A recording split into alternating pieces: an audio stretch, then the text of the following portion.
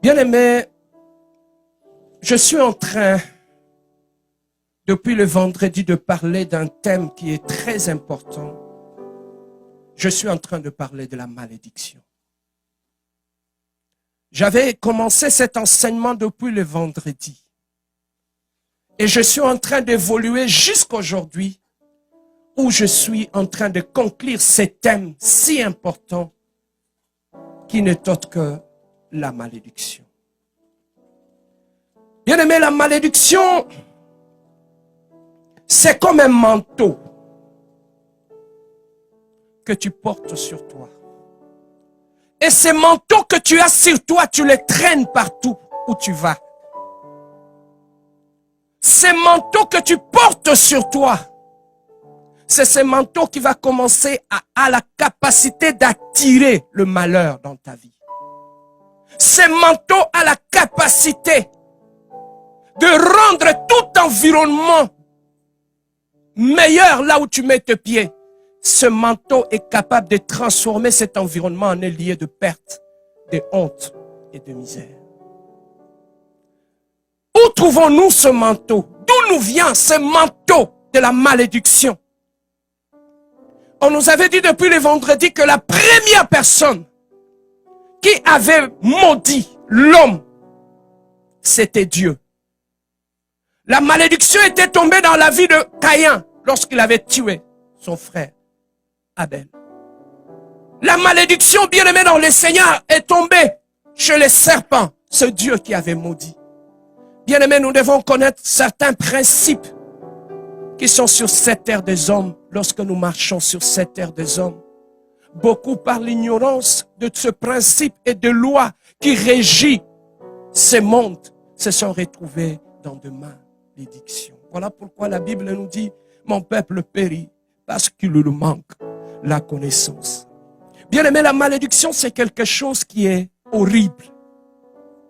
C'est quelque chose, bien-aimé, lorsque la malédiction est sur ta vie. Dans ce bas monde, tu ne seras pas heureux. Je me rappelle lorsque Israël était en train de grandir, Dieu avait béni Israël. Israël faisait trembler toute la terre. Mais la Bible nous dit, lorsque Balak a vu que Israël était en train de prospérer, il est allé chercher Balaam. Il a dit, venez prêtre. Ce peuple, personne ne peut le contenir. C'est un peuple qui se multiplie. C'est un peuple du jour au jour qui devient grand et puissant. Mais pour bloquer ce peuple-là, nous allons utiliser quelque chose. Il a demandé à Balaam. Il a dit, nous irons sur la montagne la nuit. Nous allons maudire ce peuple. Nous allons prononcer des incantations, de paroles de malédiction sur ce peuple pour le freiner, parce que physiquement les jours, on ne peut pas les freiner. Parce que c'est un peuple qui a Dieu, c'est un peuple qui est puissant. Bien-aimé dans le Seigneur, le moyen le plus facile que le diable utilise pour bloquer la destinée d'une personne, il utilise la malédiction. Ils sont allés sur la montagne, ils ont commencé à prononcer des paroles de malédiction sur Israël, alors qu'Israël ne connaissait rien. Bien-aimé dans le Seigneur, laissez-moi te dire une chose. Pendant que toi tu dors, tu ne sais pas qui est en train de prononcer ton nom, de prononcer de malédiction sur ta vie. Bien-aimé, la malédiction peut venir de Dieu. La malédiction peut venir de tes ennemis. La malédiction peut venir des gens que tu ne connais pas. La malédiction peut venir de la famille. La malédiction peut venir de tes parents. La malédiction peut venir de ton mari. Ça peut venir de ta femme. Nous sommes en train de parler du manteau de la malédiction.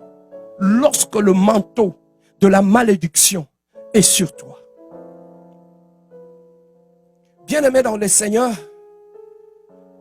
parmi les sources de la malédiction, il y a d'abord l'ignorance et la rébellion. Écris ça. L'ignorance et la malédiction sont les deux sources majeures de la malédiction.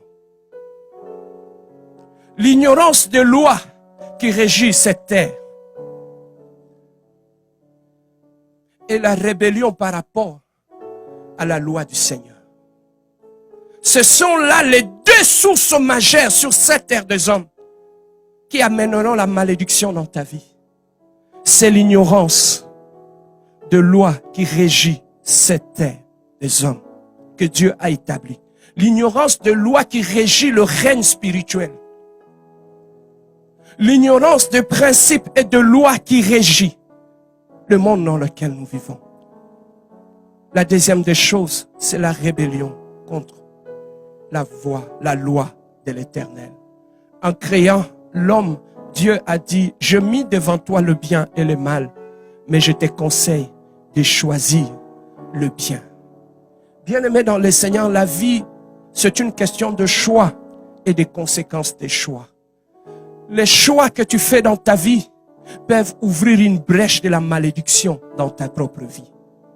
Voilà pourquoi nous devons faire très attention. Parce que lorsque Dieu avait créé l'homme, il a dit à l'homme, lorsque tu marches, à gauche, il y a la bénédiction. À droite, il y a la malédiction. Tout dépendra de tes choix et de tes décisions. Donc, la malédiction, bien-aimée dans le Seigneur, peut venir aussi de choix et de décisions que tu prends dans ta vie. Voilà pourquoi tu dois faire très attention par rapport aux choix et par rapport aux décisions que tu prends dans ta vie. Nous allons prendre nos Bibles dans le livre de Genèse. Genèse chapitre 1. J'aime beaucoup lire la Bible. Genèse chapitre 1. Prochainement, je vais acheter des Bibles et je vais amener ça ici. Ceux qui n'ont pas de Bible en papier, vous pouvez le prêter et le lire. Le problème, je ne sais pas si ces Bibles-là, il faut que j'attache une corde sur ça pour que ça ne disparaisse pas. Parce qu'il y a des gens qui ont l'onction de faire disparaître des Bibles. J'avais amené au moins 4 Bibles dans l'église et les gens ont pris, ils m'ont dit qu'ils vont me ramener l'argent jusqu'aujourd'hui. Ils sont partis et ils ont disparu avec mes Bibles. Je vais encore acheter, la semaine prochaine, je vais amener des Bibles à l'église. Genèse chapitre 1, verset 28. Je lis au nom de notre Seigneur Jésus-Christ. Dieu le bénit et Dieu leur dit. Qu'est-ce que Dieu leur avait dit?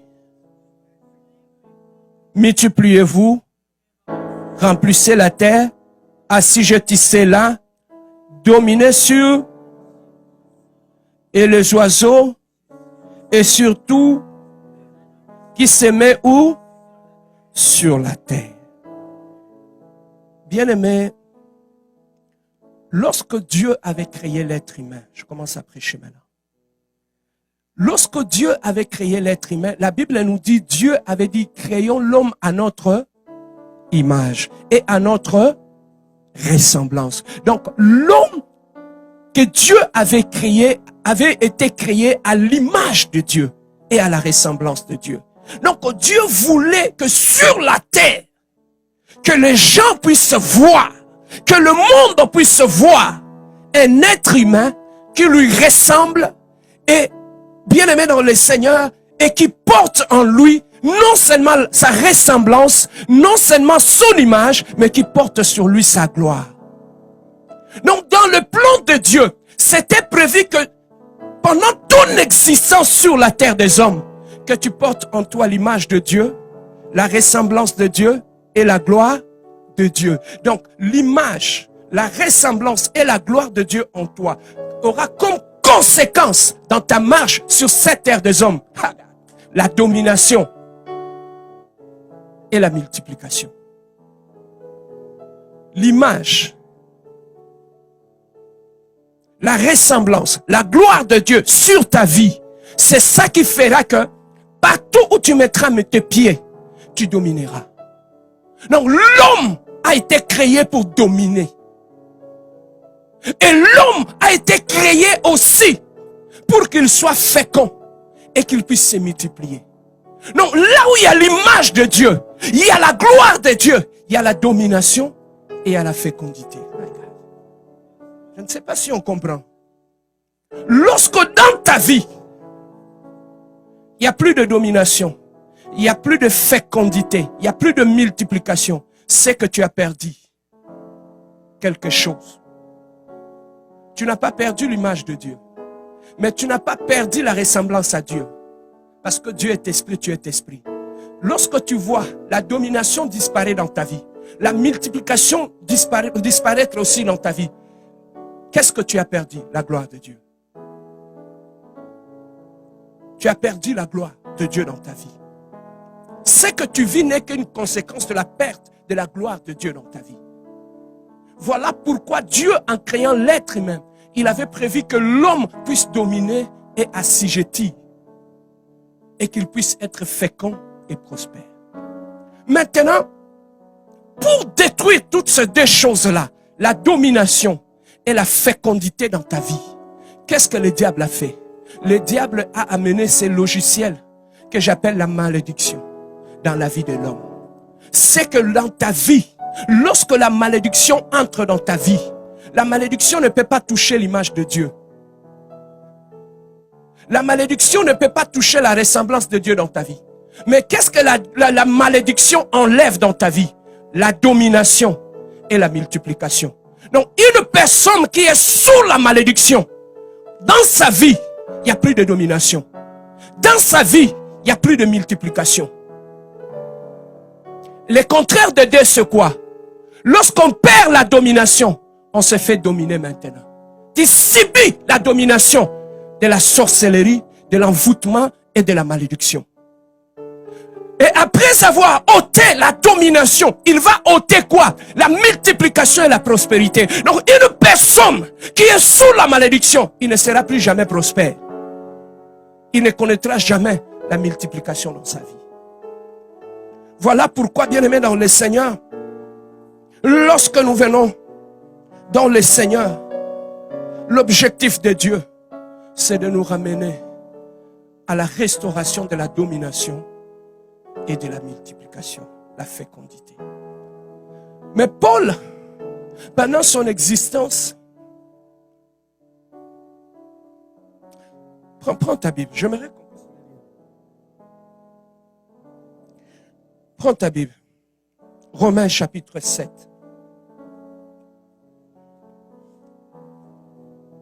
Je vais te dire ce qui se passe je vais te faire voir ce qui se passe à l'intérieur de l'homme lorsque la malédiction s'installe dans ta vie. Jacques chapitre 5, verset 16.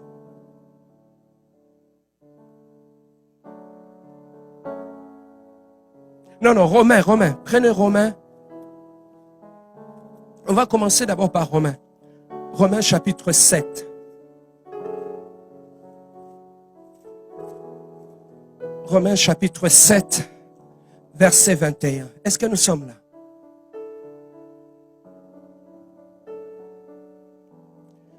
Romains chapitre 7, verset 21. Écoutez ce que la Bible dit. J'ai trouvé donc en moi cette loi. Quand je vais faire le bien, le mal est quoi? Est attaché à moi. Paul, il voyait que les choses qu'il voulait vivre dans sa vie, il le voyait, il ne comprenait pas. Il avait du mal à atteindre ses objectifs. Il avait du mal à voir la gloire de Dieu dans sa vie. Il avait du mal à régner et à dominer. Il avait du mal à vivre la prospérité sur tout le domaine de sa vie. Mais quand il a cherché, ce que j'aime avec l'apôtre Paul n'a pas cherché son père. Il n'a pas cherché sa mère. Il n'a pas fait asseoir ses parents pour leur demander comment les choses ne marchent pas dans ma vie. Mais Paul s'est examiné lui-même d'abord. Il a dit, quand je suis rentré au fond de moi, la première des choses que j'ai trouvées, la loi. Une loi. Et cette loi m'imposait une façon de faire les choses. Quand je voulais faire le bien, cette loi m'imposait de faire le mal. Bien-aimés, tous ces gens que tu vois tout autour de nous, dans nos familles, dans nos mariages, ce n'est pas qu'ils veulent faire le mal, Mais le problème est qu'en eux, il y a une loi qui les impose à devenir méchants. Jésus, Jésus. Papa, tu peux beau donner des conseils à un homme. S'il y a une loi du mal en lui, il ne changera pas. Tu peux lui dire de ne pas détruire son mariage, que le divorce est mal. Lorsqu'il y a la loi de divorce dans sa vie, frère, il le fera. Beaucoup de gens que tu vois ici, ce qu'ils font, ils ne savent même pas qu'ils le font. Pourquoi? Parce qu'il y a une loi en eux qui les impose une façon de voir les choses. Bien-aimé, lorsqu'il y a la malédiction dans ta vie, le diable s'arrange de mettre tout autour de toi des démons. Des démons que j'appelle des démons de caractère. Lorsqu'il y a une malédiction sur ta vie, il y a des démons qui vont accompagner ta vie. Et ces démons vont contrôler ton caractère. Pourquoi, pasteur? Ils vont contrôler ton caractère afin que tu puisses poser des actes qui continueront à attirer la malédiction dans ta vie. Regarde. Oh, si j'étais à Kaouka. Bien-aimé, lorsque sur toi, tu portes le manteau de la malédiction, tu ne vas pas le remarquer. Paul l'a dit, j'ai trouvé en moi une loi. Quand je vais faire le bien, cette loi m'amène ailleurs, dans le mal. Quand je viens bien réfléchir, cette loi m'amène toujours de pensées noires et absurdes. Lorsque je vais prendre la décision de ne pas arrêter le mal, aujourd'hui tu ne viens plus à l'église, non? Tu penses que ça vient de toi? Non, c'est cette loi qui est en toi. Aussi longtemps tu ne vas pas détruire cette loi-là, ça va continuer à t'amener vers le mal. Je peux avancer? Bien-aimé, dans la vie, il y a ce qu'on appelle des démons de caractère. Là où il y a la malédiction, les démons de caractère vont contrôler ton caractère, vont t'imposer un caractère qui attire la malédiction. Il y a des caractères dans la vie, quand tu les as, tu auras des malédictions à malédiction. La malédiction appelle là la malédiction. Il y a des familles. Lorsque dans la famille, il y a une malédiction générationnelle dans la famille, tu vas trouver que le membre de cette famille va avoir un caractère qui va accompagner cette malédiction. Je peux avancer? Je parle d'abord de la malédiction au niveau de la famille. Une famille qui est sous la malédiction, bien aimé dans le Seigneur, quels sont les signes par rapport auxquels on peut constater qu'une famille est sous la malédiction? Tu vas voir la répétition de mauvaises choses dans la famille. Allô? La répétition des mauvaises choses.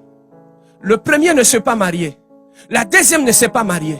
La maman a eu un enfant à 15 ans. La fille a eu un enfant à 15 ans. La ressemblance de méfaits dans la vie. Jésus.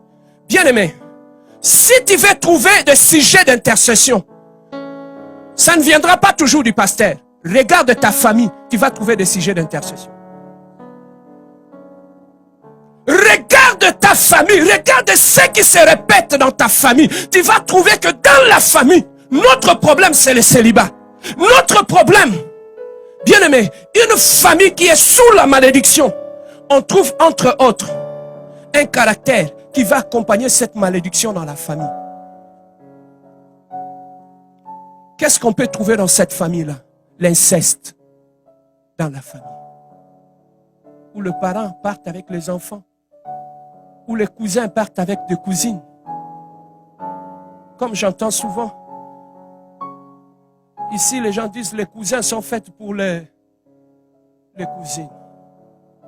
Et ils semblent appuyer ça. La Bible dit tu ne découvriras pas la nudité de ta parenté. C'est une malédiction.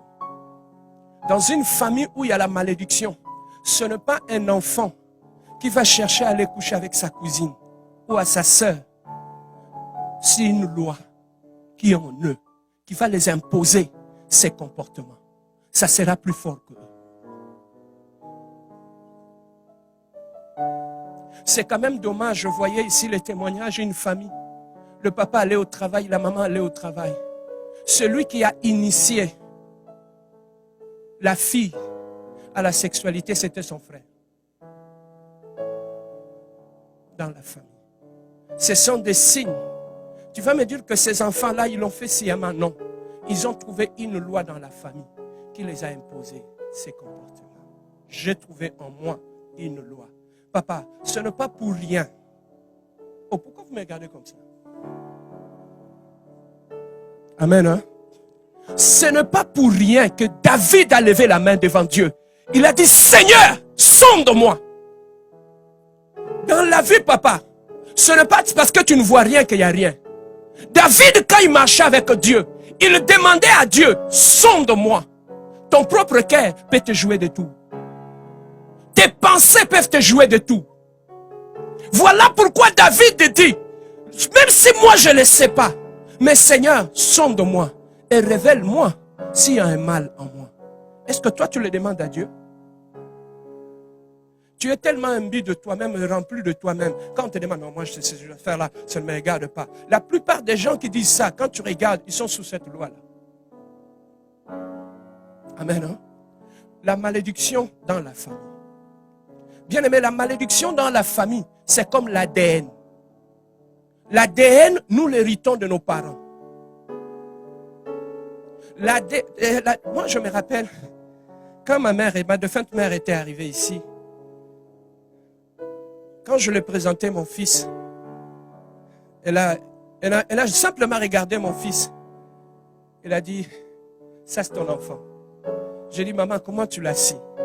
Il a dit, tu vois ces mains? Ce sont les mains de ton père. J'ai dit, oh, maman, mon colo. Ils savent comment regarder. Mon père n'est pas arrivé ici. Ça fait longtemps qu'il est décédé. Mais comment ces mains ont apparu dans la main de mes enfants? J'ai transporté un héritage génétique. Je l'ai transmis à mes enfants. Bien aimé, sur le plan physique, on peut transmettre un héritage à partir de son ADN. La couleur de tes yeux, la taille, la voix et tout ça, on peut les transmettre. Mais sur le plan spirituel, Dieu dit en réalité dans l'homme, c'est quoi? C'est l'esprit. C'est que tu es spirituellement, tu vas les transmettre à tes enfants. Je peux avancer? Voilà pourquoi vous qui n'avez pas eu les enfants, cherchez la délivrance. Pour que quand tu vas voir des enfants, qu'ils ne puissent pas voir ta colère à toi. Je peux avancer? Toi, c'est quoi ton défaut? Lui, c'est la colère. Toi, c'est quoi? Oui. Tu vois, bouge ton voisin, dis-lui, ne les transmets pas. Bien aimé, de la même façon que nous transmettons les génétiques, c'est aussi de la même façon sur le plan spirituel, nous transmettons des choses. De nos parents, de leurs arrière-arrière-parents. La Bible dit, vous n'allez pas garder les sorciers au milieu de vous, car c'est la malédiction. Dans nos familles, il n'y a pas de sorciers. Tu vois par où ça a commencé? Alors, la Bible nous dit, tu n'auras pas un autre Dieu devant ma face. Dans nos familles, ils n'adoraient pas d'autres dieux. La lumière, l'eau, le vent. C'est comme ça que la malédiction s'est installée dans la famille. Et cette malédiction, nos grands-pères les ont transmis à nos pères. Ils nous ont transmis cela. Voilà pourquoi, papa, tu peux laisser tes parents là-bas à Massimanimba. Tu vas en Chine. Tu vas faire un enfant avec une chinoise. Tu vas trouver que cet enfant-là va, bien aimé, manifester certaines caractéristiques qui se trouvent chez tes parents qui sont restés en Afrique. Sans qu'ils soient en contact avec tes enfants. Mais comment ils ont hérité certaines choses d'eux? Mais c'est parce que tu as transporté quelque chose et tu as transmis. Voilà pourquoi, frère, la malédiction, nous pouvons aussi l'hériter de nos parents. Et la malédiction de foi est dans la famille. Une famille qui est sous la malédiction parmi les signes, tu vas voir que dans cette famille-là, écoutez, les gens vont préférer aller soutenir les étrangers que les gens de leur propre famille. Tu sais qu'il y a des familles où ils ne se soutiennent pas. Ils soutiennent juste les étrangers. Pourquoi? Parce que dans la malédiction qu'ils ont, on les a imposés de ne pas se soutenir. Ils vont préférer aller soutenir des étrangers. C'est là que tu vas trouver la malédiction qui est dans la famille. Alors que là où il n'y a pas de malédiction, les gens se mettent ensemble pour construire et bâtir. Mais une famille où il y a la malédiction, la première des choses, tu vas trouver que les gens ne se soutiennent pas. La deuxième des choses, tu vas trouver des conflits qu'on n'explique pas. Pourquoi ton frère, le frère et sa sœur se chicanent tout le temps? On ne sait pas. Parce qu'ils sont sous la malédiction. La malédiction, tu vas trouver que le papa était alcoolique. L'enfant aussi continue à manifester l'alcoolisme. Ton père était alcoolique à Lodja, non? Toi, tu as eu un enfant à Boston. Mais comment ton enfant devient alcoolique comme ton père qui est à Lodja? Allô? Vous comprenez? Ta mère a eu la première enfant à l'âge de 17 ans. Toi, tu as quitté l'Afrique. Tu es allé faire tes enfants à Indianapolis. Et tu vas remarquer que ta première fille, à 15 ans, c'est normal. Dès qu'elle commence à atteindre 17 ans, le comportement de l'enfant change. C'est lié à quoi? Il y a une loi qui commence à le rediriger vers l'accomplissement de la malédiction qui est dans la famille. Tes parents s'étaient séparés, non? Toi aussi, maintenant, le divorce cogne à la porte, non? C'est la malédiction. La répétition de mauvaises choses. Si tu ne l'arrêtes pas, vais où tu ne le veux pas, tu vas le reproduire. Paul, il était serviteur de Dieu. Il craignait Dieu. Mais il a trouvé en lui une loi qui était cachée. Quelle est la loi qui est cachée dans ta vie? Qui t'impose le célibat? Qui est la loi qui est cachée dans ta... Papa, là où il y a la malédiction, on trouve tout normal. Même ce qui est anormal va devenir normal. Là où il y a la malédiction. La malédiction aussi, mon frère. Est-ce que je peux parler? Tu rencontres un homme, Ghislain. Il n'a même pas donné de babouche à tes parents. Toi, tu es une femme. Tu le fais rentrer dans ta maison. Tu lui donnes les avantages d'un mari. Tu lui donnes ton corps. Tu commences à le servir comme un mari. Alors qu'il n'a même pas donné un gré d'arachide à tes parents. Ce n'est pas la malédiction, ça? Oh, où sont mes amens? Où sont mes amens? Non, répondez-moi. Ça, ce n'est pas la malédiction. En tant que femme, tu ramènes un incirconcis. Tu l'amènes dans ton appartement. Il t'a même pas honoré devant les parents. Tu commences à les servir. Papa, tu veux manger de quoi? Encore plus belle, c'est exigeant. Je vais manger le canard. Oh! Toi, tu veux manger le canard? Oh, avec la moimbe. Ils sont exigeants, ces gens-là. Il n'a rien donné à la famille de la femme. Il met aussi son pied sur l'autre. Il regarde la télé. C'est ta télé. Tu sais qui a acheté la télé? Ce n'est pas la malédiction, ça. Yaya, être gigolo, c'est une malédiction. Un vrai homme, un vrai guerrier, il honore la femme qu'il aime. Ma sœur, on ne t'a pas honoré. Je pose la question, toutes ces femmes qu'on honore, elles sont plus belles que toi? Elles sont plus intelligentes que toi?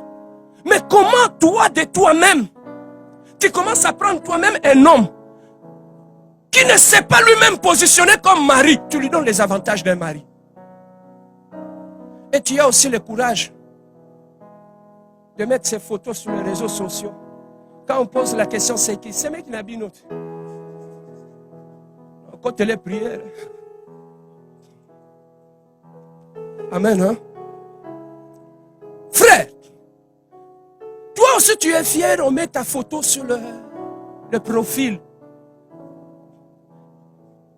Il faut faire attention avec ces gens qui ont de petites moustaches là. Ils sont des escrocs. La malédiction, papa, ça peut provenir de là. Tes tantes, comment ils ne se sont pas mariés? Ils sont allés habiter avec des hommes sans le mariage. Ce n'est pas une malédiction? En tant qu'homme, regardez tes oncles, comment ils ont fini leur vie. Oh, quelle malédiction. Je vis encore les photos d'un père, un cadre au Congo. Il est allé mourir sur le champ de bataille ou à l'hôtel. toute nue. Et on a vu la fille qui était avec lui. La fille pouvait avoir même 25 ans. Le papa, peut-être, il a 65 ans. Toi, tu es poids lourd, tu vas aller te battre avec le poids léger. Mais la paix, bien-aimé dans le Seigneur, le papa est mort.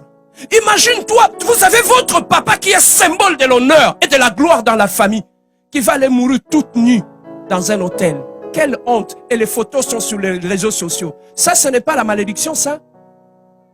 Bien-aimé, il y a des phénomènes qui se passent dans nos vies que nous prenons à la légère. Mais ce sont des malédictions. Tu es un homme. Tu ne peux pas gagner ta vie, sortir le matin, te battre pour aller gagner ta vie. Toi, ton problème. Master, Mikoloza, la côte vertie. Ah ouais? Mais je ne resterai pas là-bas longtemps, j'ai trouvé une fille à Montréal-Nord. Donc toi, tu ne vas qu'aller habiter chez les femmes. C'est aussi une sorte de malédiction. Ma sœur, soulevez ta robe à n'importe quel homme qui n'a rien payé pour toi. Ce n'est pas une malédiction, ça? Je pose la question à mes sœurs. Okay. Ces corps-là que tu donnes à tous ces hommes-là, est-ce que c'est le même corps avec lequel tu vas te marier avec? Ou il y a un autre corps que tu vas avoir? Donc toi, tu as des pinets d'hiver et des pinets d'été. Donc Donc tu vas les remplacer et ensuite tu vas aller dans le mariage. Honore celui qui viendra t'honorer.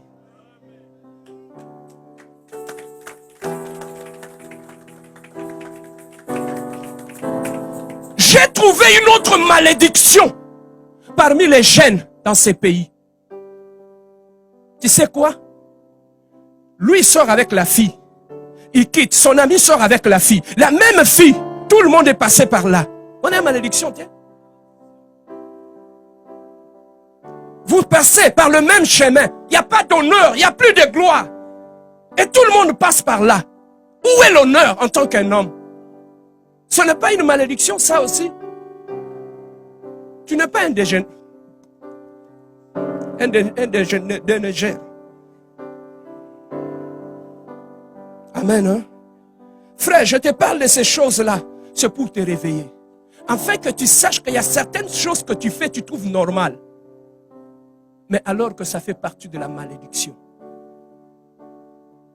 La malédiction dans la famille peut venir de là. La malédiction, tu peux aussi la voir dans ta famille. Je l'ai dit le vendredi. Nous les jeunes, faisons trop attention.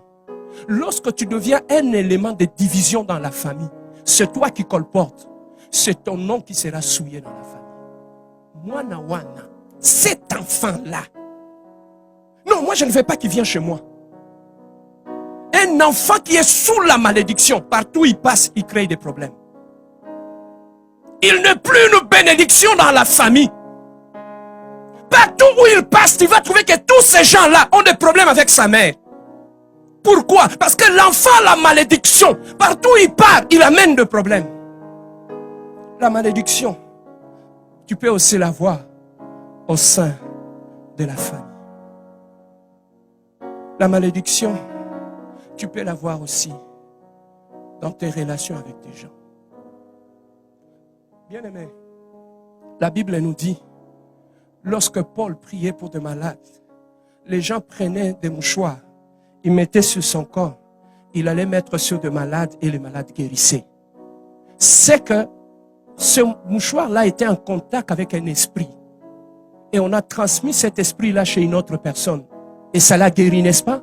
Mais maintenant, écoute, si un objet est en contact avec une personne qui a un esprit de malédiction, lorsque cet objet vient à rencontre de toi, ça ne t'apportera pas la malédiction?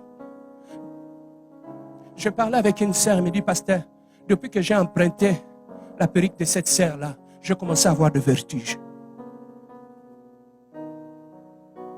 Faisons attention, toi qui empruntes les habits.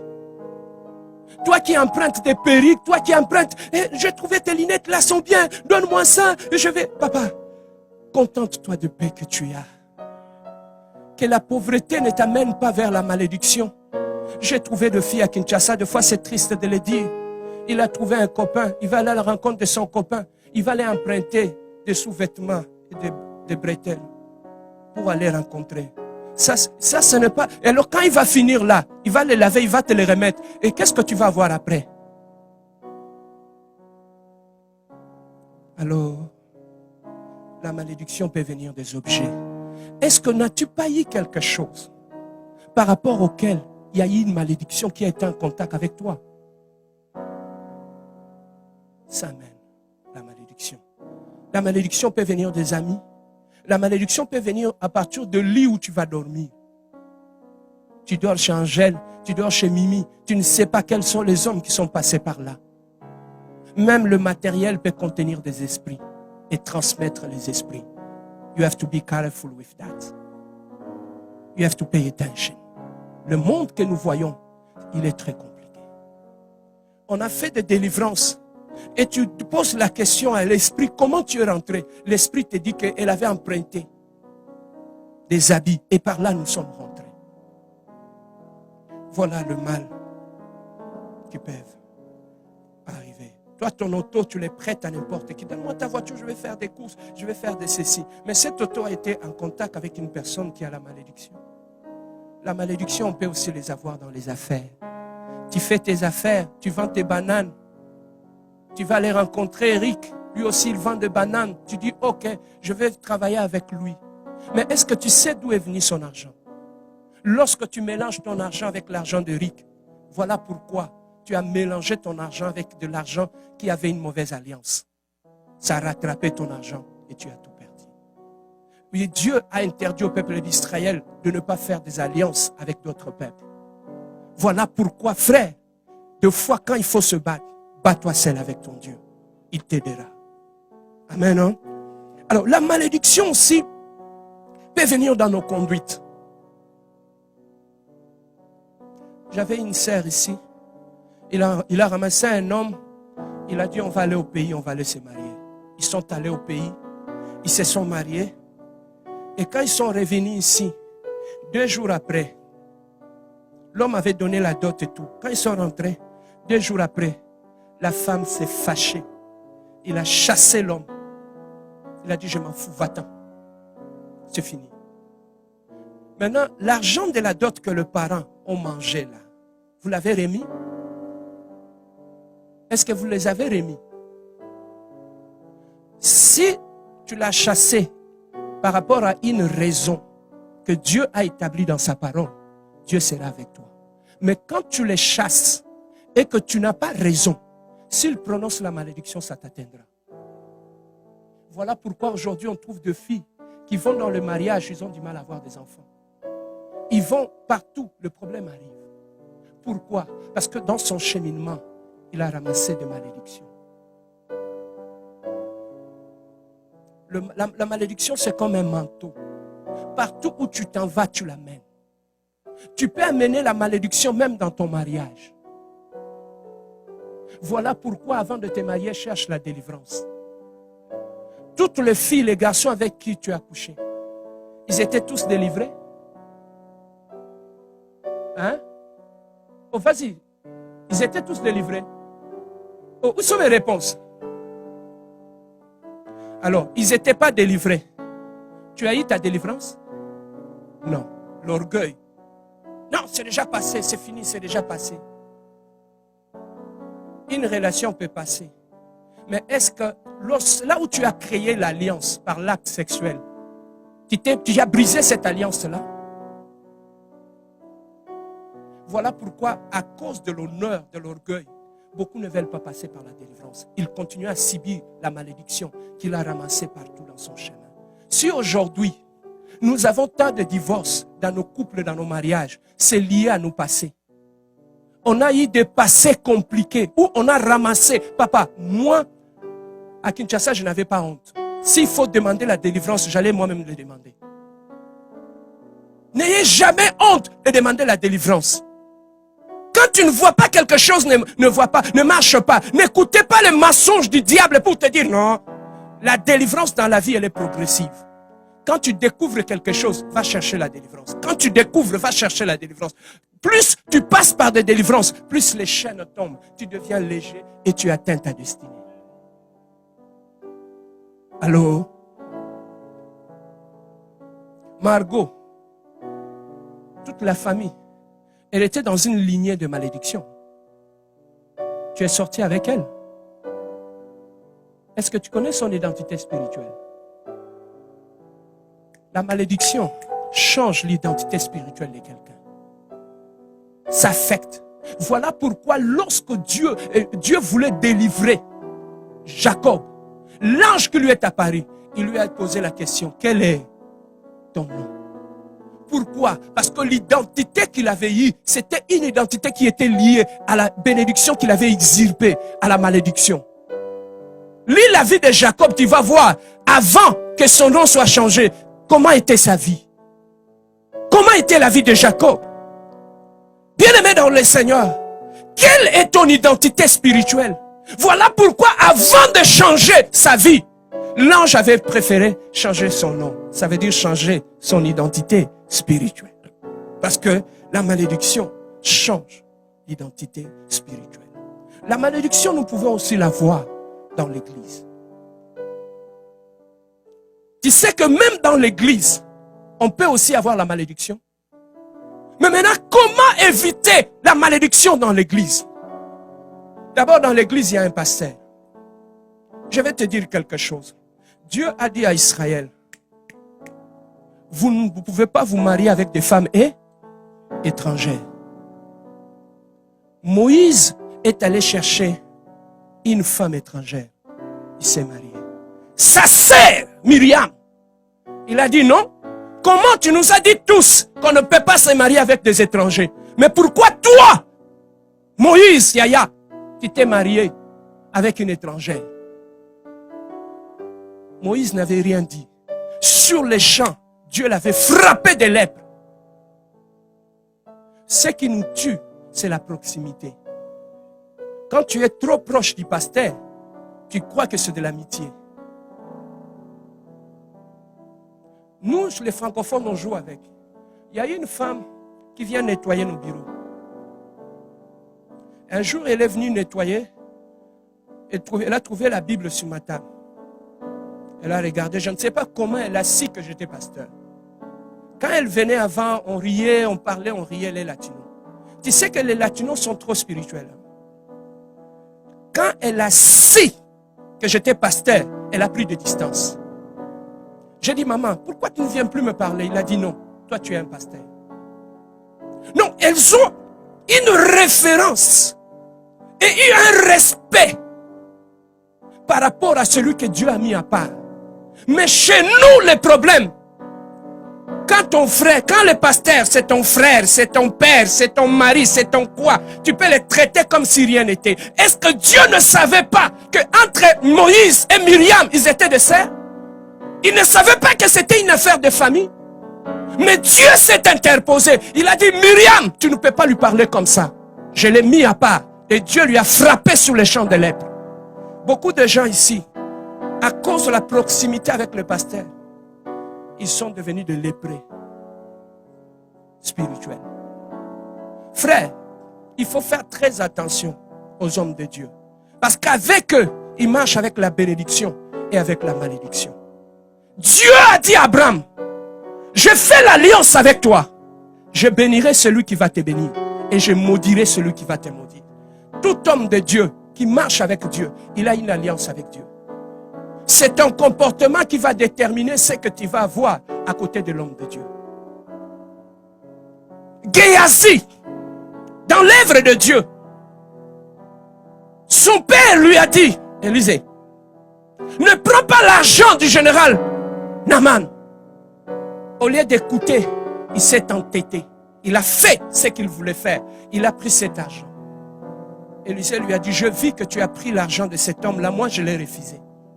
Mais comme toi tu l'as pris, c'est sa lèpre qui va entrer dans ta vie. Frère, dans la vie, il y a des cadeaux qu'il faut refuser. Il y a des cadeaux qui peuvent t'exposer à la lèpre. Voilà pourquoi, frère, quand tu es à côté d'un homme de Dieu, Que la proximité ne te trompe pas. À les détruire, à soulever ses robes pour montrer sa nudité. Que la proximité ne te pousse. Papa, moi j'ai beaucoup aimé. Lorsque Dieu m'a appelé au ministère, je suis devenu pasteur. La première des choses, je n'avais pas conscience de ça. J'ai eu conscience de ça à partir de ma mère, ma défunte mère. Il a dit, il m'appelait plus Serge. Il commençait à m'appeler pasteur. J'ai dit, maman, on est à la maison. C'est rien, on reste là. Il a dit, non, tu es mon pasteur et je te dois du respect. Parce qu'au travers de toi, Dieu ne voit plus un fils avec sa mère, mais il voit son serviteur avec sa servante.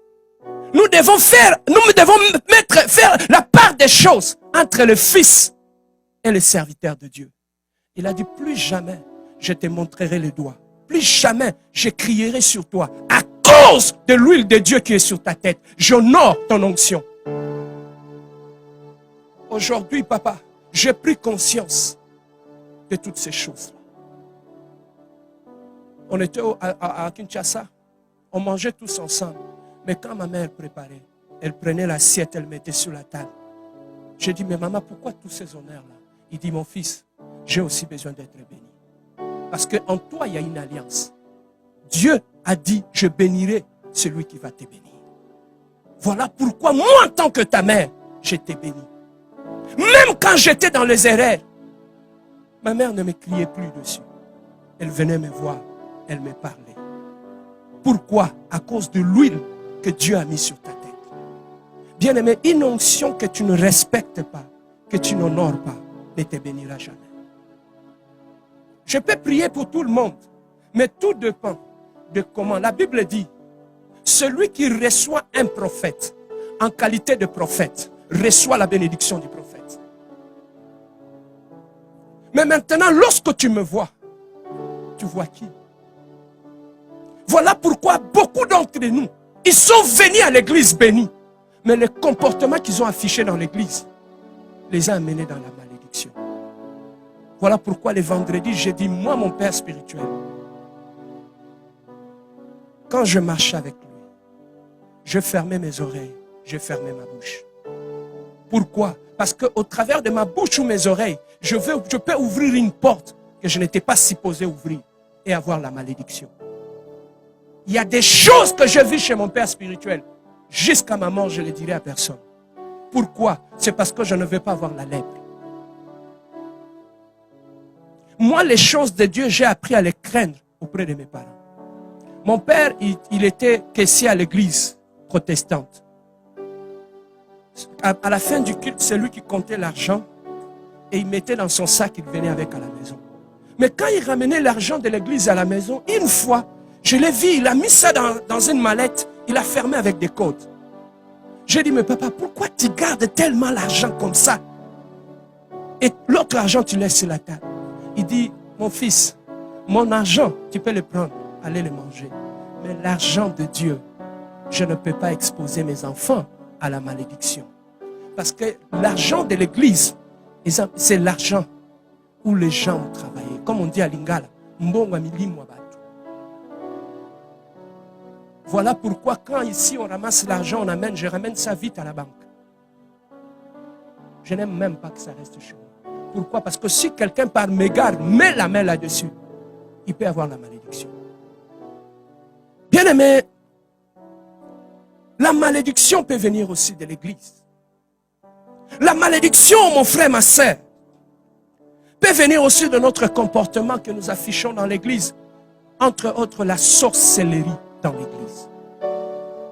La plupart des gens, tu vas te dire au pasteur, il n'y a pas de sorcellerie, c'est pourquoi tu parles de la sorcellerie.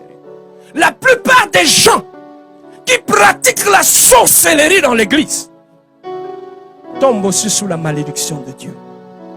Bien-aimé, je peux rapidement ouvrir une parenthèse. S'il y a une place que les sorciers aiment beaucoup, c'est l'église. Est-ce que tu sais ça? Tu sais que les sorciers aiment beaucoup l'église. Ils aiment les choses de l'église. Pourquoi? C'est parce que quand ils vont infiltrer l'église, c'est pour détruire l'église.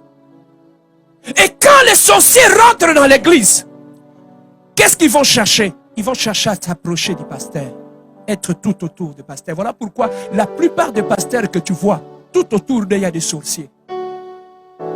La plupart des gens que tu vois tout autour du pasteur, la plupart, ce sont des sorciers. Pourquoi? Parce qu'ils veulent avoir le contrôle de l'église. Voilà pourquoi ils s'approchent à côté du pasteur. Et si tu n'as pas les deux yeux ouverts, ils vont prendre le contrôle de l'église au travers du pasteur. Si ils ne prennent pas de l'entourage du pasteur en otage, ils vont aller à la chorale. À la chorale, ils vont s'installer. Et quand ils s'installent dans la chorale, ils amènent des esprits, l'orgueil et l'impudicité. Dans la chorale, Kundumba. Dans la chorale. Si on ne tombe pas dans l'impudicité, les choristes, dans les avortements, ils tombent dans l'orgueil. Voilà pourquoi tu as vu des gens ont disparu ici. Pourquoi? Parce que les sorciers aiment entrer là où il y a la gloire de Dieu pour détruire la gloire. À part l'entourage du pasteur, à part la chorale, les sorciers dans l'église aiment l'intercession. Pourquoi? Parce que c'est dans l'intercession, ils vont avoir les informations qui sont dans l'église et amenées dans le monde des ténèbres. Voilà pourquoi lorsqu'ils s'installent dans l'église, ils vont amener la lourdeur dans l'église. Tu vas trouver que tout dans l'église n'est plus spirituel. Tout dans l'église devient normal. On adore normal. On fait tout, tout devient normal. Il n'y a plus d'impact dans la prière. Et tout cela, c'est dans l'église. Et lorsqu'ils s'installent dans l'église, qu'est-ce que vous allez remarquer? Des disputes commencent dans l'église. Songi songi, kotongana, koyinana, des divisions dans l'église. Tout cela, quand vous remarquez ces choses dans l'église, sachez que l'église a été infectée par les sorciers.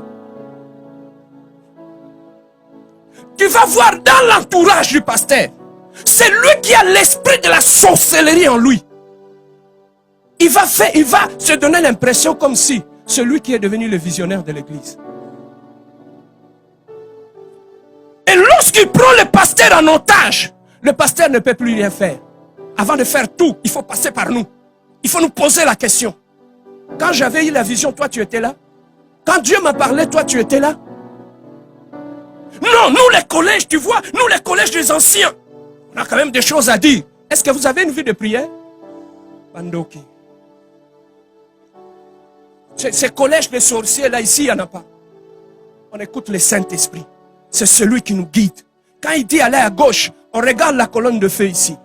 Il n'y a pas de vieux comme de vieux qui sont réunis. Papa, si vous n'êtes pas prudent, tu vois comment on se réunit les jours. Si les sorciers prennent l'otage de l'église, il y aura un autre culte la nuit. Nous, on vient prier les jours. La nuit, il y aura une autre culte. Ils ont leur pasteur Serge. Aussi, ils ont aussi les drummers sorciers. Ils ont des pianistes sorciers. Ils font le culte. Et c'est ça que tu vas voir, l'église commence à sécher. La pauvreté commence à s'installer dans l'église. Les divorces commencent à s'installer dans l'église. Les disputes et les distractions que tu vois dans l'église, dans la plupart des cas, ce sont des sorciers. Mais il y en a d'autres personnes qui ne sont pas sorciers. Mais les sorciers, lorsque tu es ouvert, ils peuvent t'utiliser pour détruire l'église. Tous ceux qui sont tout autour du pasteur, je dis toujours, soyez en prière. Parce que s'ils ne peuvent pas m'atteindre, c'est vous qui serez visés. S'ils ne peuvent pas dérouter la vision de l'église, c'est vous qui allez faire ce travail-là. Pierre, lorsque le diable est rentré en lui, il a donné un conseil à Jésus. Lorsque vous venez avec vos conseils, on doit commencer à vous checker même. Arrière de moi, Satan.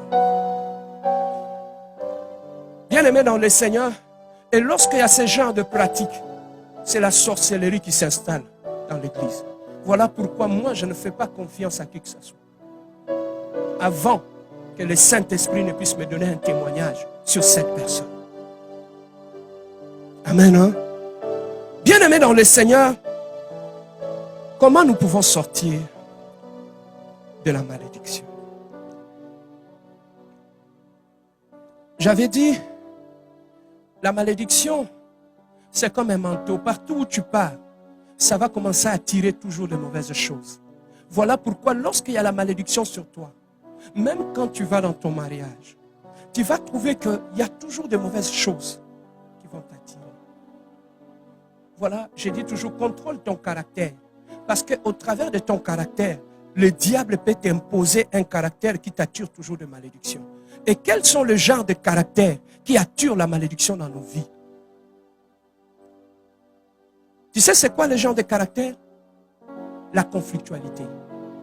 Parce que le diable sait là où il y a la conflictualité, les gens seront blessés et ils vont ouvrir la bouche et ils vont parler.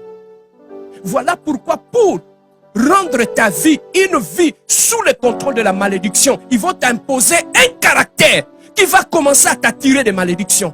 Regardez la plupart des gens qui sont problématiques. Dans la plupart des cas, ils sont sous la malédiction. Ah, je m'en fous, j'ai fait ce que j'ai fait. Qu'il s'en aille là-bas. Même s'il ne va plus me parler, je m'en fous. Mais tu lui as fait du mal, non? Va lui demander pardon. Non, je ne demanderai pas. Mais si cette personne-là prononce la malédiction, ça t'atteindra. La Bible nous dit, de la même façon, l'hirondelle prend son envol, l'oiseau s'envole, la malédiction sans cause n'a pas de fait. Mais lorsqu'il y a le fait, la malédiction t'atteindra.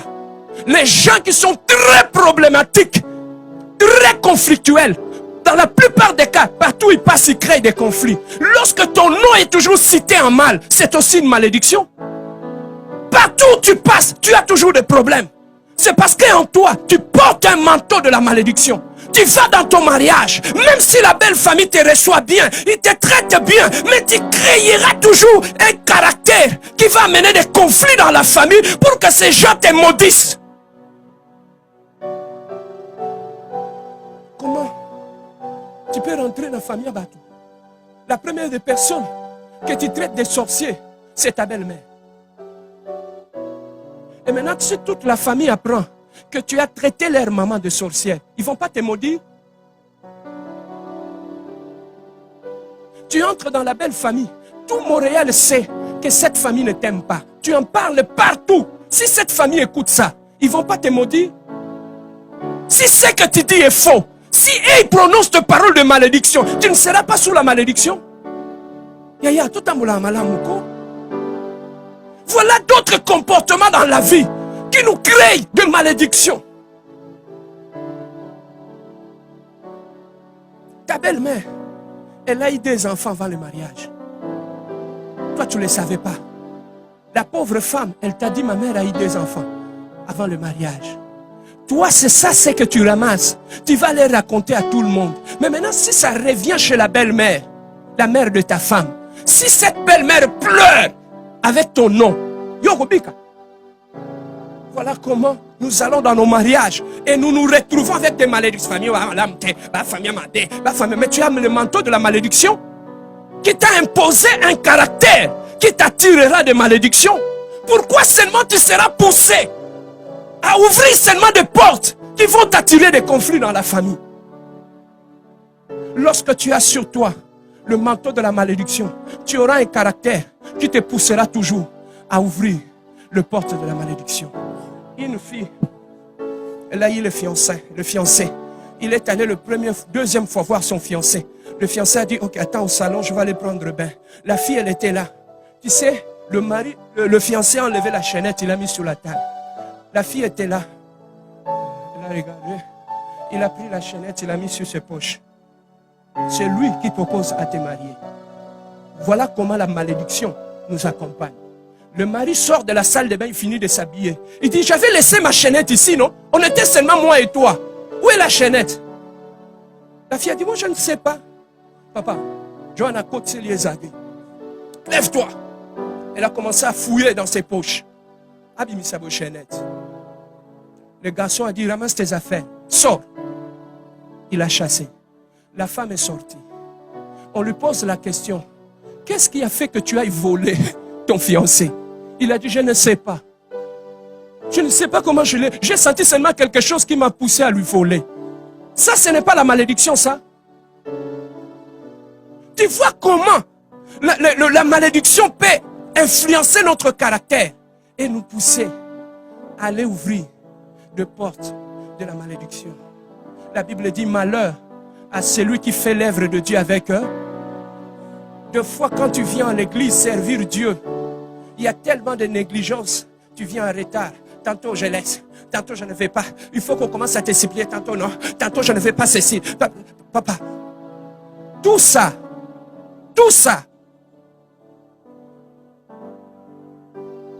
Oh, je suis ouvrier dans l'église de la compassion. Quand tu viens toujours ici, à l'église en retard, ce n'est pas une malédiction ça? Quand tu finis la répétition, tu sors comme ça, tu laisses tout vide, tu t'en vas comme ça. Ce n'est pas une négligence ça? Et tu vas être béni avec ça. Papa, quand tu n'es pas encore prêt à servir Dieu, Vandanayo, pourquoi vous êtes pressé à servir Dieu? La Bible dit que celui qui tient la charrue ne regarde plus derrière. Parce que quand on accepte de prendre la croix, on accepte les injures, on accepte les insultes. La croix, lorsque tu prends la croix sur tes épaules, ce n'est pas pour la gloire. La croix que tu mets sur tes épaules, les gens vont se moquer de toi. Les gens vont t'insulter. Quand tu n'es pas prêt à supporter cela, papa, Fandako, moi on ne joue pas avec moi, moi on ne blague pas avec moi. Moi nini. Moi demain,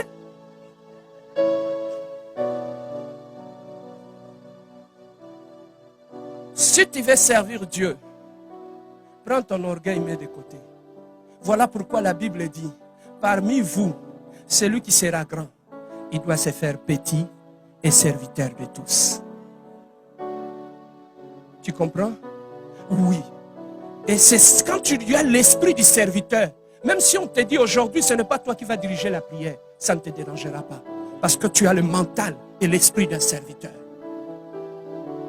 As-tu déjà vu au pays, on a dit à un domestique, papa Mwamba, rentre aujourd'hui, on va te payer, mais tu ne vas pas travailler. As-tu vu déjà les domestiques? Hein? Oh pourquoi il m'a dit de rentrer? Pourquoi il m'a dit de... Mais on va te payer, papa Mwamba. Non.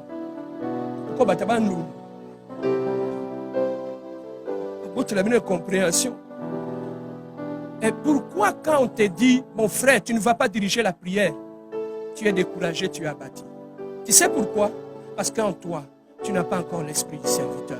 L'orgueil est encore là. Pour mieux servir Dieu, tu dois mourir. Pour comment servir Dieu? Comment se libérer de la délivrance? Écoutez, lorsque Lot était à Sodome et Gomorrhe, une ville qui a été condamnée, qui était sous la malédiction. Écoutez maintenant ceci. Lorsque Dieu a dit à Abraham, je vais détruire Sodome et Gomorrhe, Abraham a mis ses genoux par terre. Il avait intercédé. Dans un pays qui était condamné et voué à l'interdit, Dieu a sorti quelqu'un de là. Frère, la prière peut te sortir de la malédiction. La prière peut sortir ta famille de la malédiction. Papa, Dieu a pris la décision de détruire. Mais comment l'autre pouvait échapper de la décision de Dieu? C'est la prière. La prière peut te sortir, bien-aimé dans le Seigneur, de la malédiction. Voilà pourquoi, papa, là où il y a la malédiction, la seule chose qui peut l'arrêter, c'est la prière. Mais pour arrêter la malédiction, tu dois d'abord, constater. Lorsque tu constates, tu prends conscience de la malédiction dans ta vie, c'est là que tu t'élèves. Alors, lorsque tu prends conscience, qu'est-ce que tu dois faire? Mets-toi à genoux, commence à te repentir d'abord. Après la repentance, renonce à cette alliance-là. Après le renoncement à l'alliance, maintenant rentre en prière. Bien-aimé, crois-moi, la prière, si la prière était capable de sortir Lot de Sodome et de Gomorrhe, la prière est capable de te sortir de la malédiction générationnelle de la famille. Bien-aimé, lorsque Hérode a attrapé Jacques, l'a tué. Tu sais, dans la montagne de la transfiguration, Jacques, Jean et Pierre étaient là. Ils ont vu Jésus dans une dimension de la transfiguration. Maintenant, le diable ne voulait pas que ce que Pierre, Jacques et Jean ont vu sur la montagne, qu'ils puissent l'enseigner à l'église. Maintenant, qu'est-ce que le diable a fait? Il a commencé à les détruire. Il a attrapé Jacques, il l'a tué. Maintenant, était le temps de Pierre. Il a attrapé Pierre, il l'a mis dans la prison. Et là où il était dans la prison, la Bible a dit c'est fini pour Pierre. Pierre, on va le tuer demain. L'église s'est levée en prière. La Bible nous dit, le muraille de la prison se sont tombés. Et Pierre est sorti. Et quand il est arrivé à l'église, quand il est sorti de la prison, il arrive à l'église. Il cogne à la porte. Papa, papa, papa. Rhodes sort. Il ouvre la porte. Oh, c'est Pierre. Il ferme la porte, il fuit. Il dit, tu as vu qui? Non, j'ai vu Pierre. Il dit, non, tu n'as pas vu Pierre. C'est son ange. Papa, il y a des prières que Dieu t'amène dans une dimension où tu fais de prières. Que tes propres prières puissent te surprendre.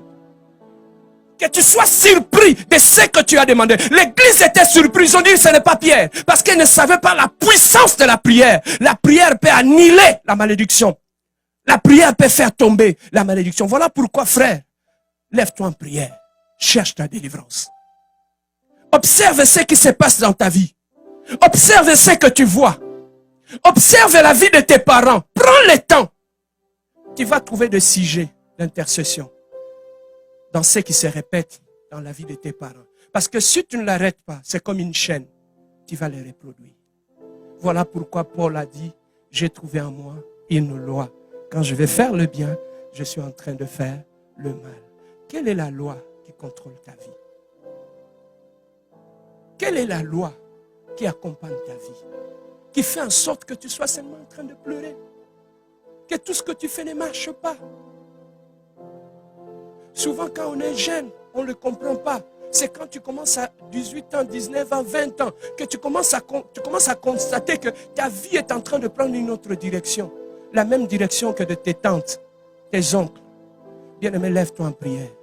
Entre en prière et prie. Vous les hommes qui n'êtes pas mariés, avant de te marier, mets les genoux par terre, cherche Dieu. Pourquoi? Si tu épouses une femme qui est sous la malédiction, papa, ou comme un philosophe. Et même mes sœurs, quand un homme vient te demander la main, prie Dieu. Parce que si tu rencontres un homme qui est sous la malédiction, tu ne sortiras pas vivante. Voilà pourquoi tu dois faire comme David. Seigneur, sonde-moi. S'il y a la malédiction dans ma lignée ou dans ma vie, révèle-le-moi et entre en prière. Et si tu constates cela, viens me voir. Je vais te donner des points de prière et t'orienter comment tu peux prier pour faire tomber la malédiction dans ta vie. Est-ce que quelqu'un a été béni ce matin? Lève-toi là où tu es.